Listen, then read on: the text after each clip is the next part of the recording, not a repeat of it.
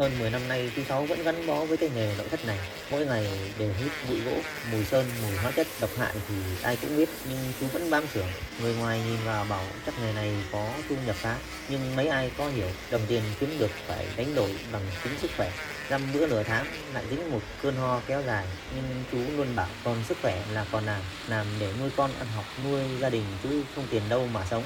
Nội thất không chỉ là gỗ, là máy móc mà còn là mồ hôi, là sự hy sinh thầm lặng của những người thợ. Chính họ, những con người bình dị, đã biến những tấm gỗ vô tri thành những món đồ nội thất có linh hồn, đồng hành cùng biết bao gia đình. Quang Long luôn tự hào về những người thợ như thế, làm nghề không chỉ bằng kỹ thuật mà còn là cả một đời gắn bó và sự hy sinh.